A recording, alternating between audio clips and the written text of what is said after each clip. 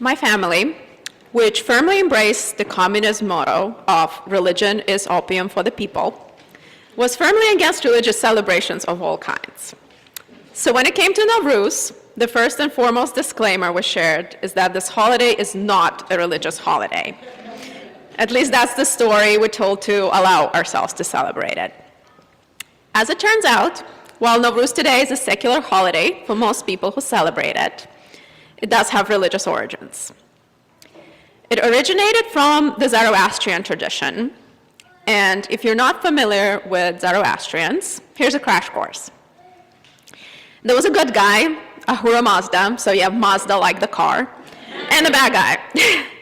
The good guy is supposed to triumph over the bad guy. I also can't resist mentioning that this religion inspired a Game of Thrones character. Remember the red lady who claimed that the night is long and full of terrors, but the fire burns them all away? Yes, that's inspired by Zoroastrians, as confirmed by George R.R. Martin. Zoroastrians significantly influenced Abrahamic religions, including Christianity and Islam. But my favorite thing that it gave us is, you guessed it, Nowruz. Friends, this holiday is 3,000 years old, possibly more. That's a lot of years. That is 12 times as old as the Declaration of Independence, which is pretty darn old. This holiday has survived more wars and regime changes than we can count. In many places where it's celebrated today, it has outlived the religion that it originated from. It has also outlived the communist regime where it was sometimes banned, and persisted through so many generations that it's hard to trace any of the original myths and legends that brought it to us. No, really, I dare you to try. It's a fun rabbit hole to go down. So what is it about this holiday that makes it so sticky? As you might recall from the Time for All Ages, Nowruz requires a lot of preparation, with our 4 preceding Tuesdays being dedicated to the elements of the earth, wind, fire, and water.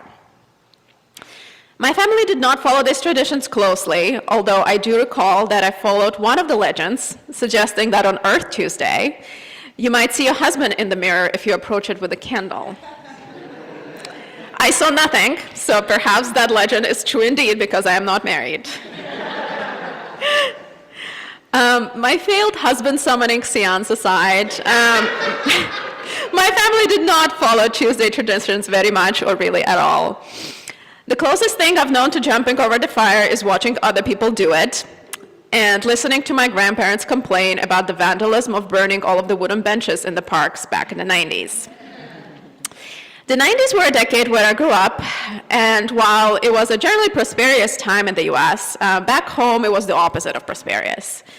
And when everything, including the firewood, is scarce and the desire for renewal is strong, many people, well, will burn the benches.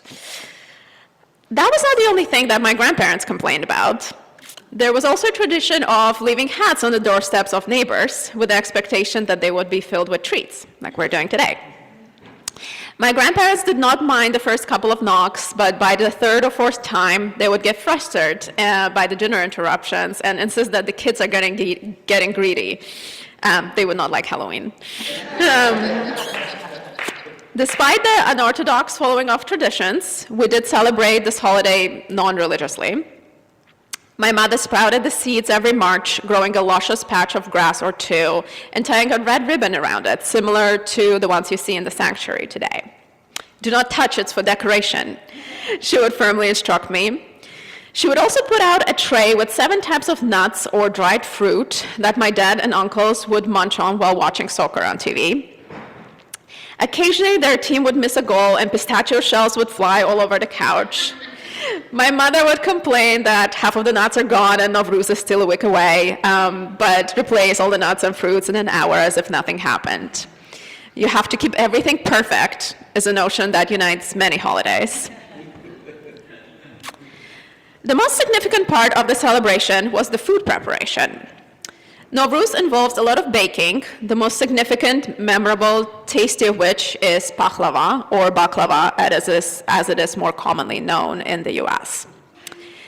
Each country has their own version, and each region within each country has a version of that. My family would insist that Azeri version is the tastiest, and then, and this was always stated with pride, the most complicated to make. It was so complicated that it would require women of 3 generations to gather in the kitchen for a full day. My mom was the youngest. I was too young to truly participate, and the most skilled at rolling the dough to paper-thin layers. So she was in charge of the rolling pin station. My grandmother was the walnut master, masterfully roasting, cleaning, and chopping nuts and mixing them with sugar for the filling. My great-grandmother was in charge of arranging the layers, all 14 of them, or else you are a lazy wife. She would arrange them on the baking dish and pour butter and honey all over them. Once all was arranged, I was generously given the honor of decorating the tops with half almonds. The task, as far as I can remember, was very stressful. I was barely tall enough to reach across the table, but almonds had to land rightly in the very middle of the diamond-shaped baklava. Perfectly, of course. Everything has to be perfect for the holidays. Yes, it took 3 generations of women to make baklava, but one of these women was not like the others. You see, my great-grandmother was Russian and only moved to Azerbaijan after meeting my Azeri great-grandfather. So she did not grow up celebrating Nowruz, and yet she did celebrate it. At least as far as pouring the butter over baklava is concerned, she was truly present and dedicated. But she did celebrate Orthodox Easter, which just so happens is right around the same time of the year. Easter is, of course, a Christian holiday, which in my militant atheist family placed it below Nowruz on the totem of holidays. But nevertheless, we found time and place for both. So what makes Nowruz so special that it has been with us for over 3,000 years? Is it the sequence of 4 consecutive Tuesdays of pre-celebrations? Is it the jumping over the fire to possibly cleanse bad luck from past year? Is it growing of the little patch of grass for the table? Is it the careful arrangement of 7 types of fruits and dried nuts? Is it the making of the baklava in 14 layers or more?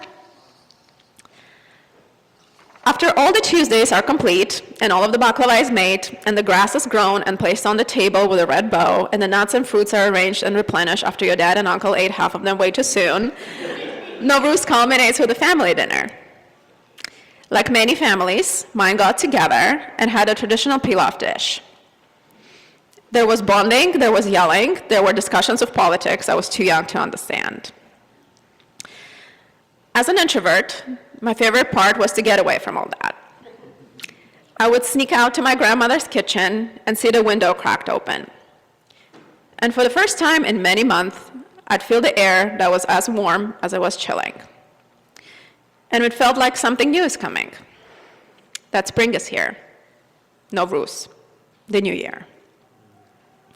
And I didn't know what it might bring, but I knew that we had hope that it might be something good. Because if we didn't, why would we bother with the baklava and the grass and the nights and the dried fruit and the fires? In Russian, which is my native language, there's a saying that hope dies last, referring to the naive hope one might have for a potential lover or a job they might be clearly overqualified for. But I firmly disagree with it. I think hope dies first. Because if you don't hope, you don't bother. You don't try. You certainly don't make a 14-layered baklava. And this is what I believe makes Nowruz stay with us through so much. It is a holiday that asks nothing of us but to have hope. It is the only ask, but it is not easy, especially not today. When we see, well, let's not spoil our hope for hope by listening to everything we're seeing right now, but we know it ain't great. But in the spirit of Nowruz, I hope you will join me in trying. After all, I was born in Azerbaijan. Actually, scratch that, I was born in the Soviet Union. And I don't know if you remember much about history, but you might recall that Soviet Union and US were not friends. And yet I stand here today in the US, I was born speaking Russian. No one in my family spoke English, and yet I stand here today sharing this message with you in English. And my family only celebrated holidays that were not religious, and yet I'm here telling you about Nowruz in a church, and possibly making a few ancestors roll in their graves. But I'm here. And so are so many others. So many people are here in the sanctuary and in this country and all over the world defying the odds. So much is changing every day, and in the spirit of Nowruz, which has survived through us through these 3,000 years, perfectly, possibly more, I hope you will join me in hoping that despite all odds, some of the change will be good.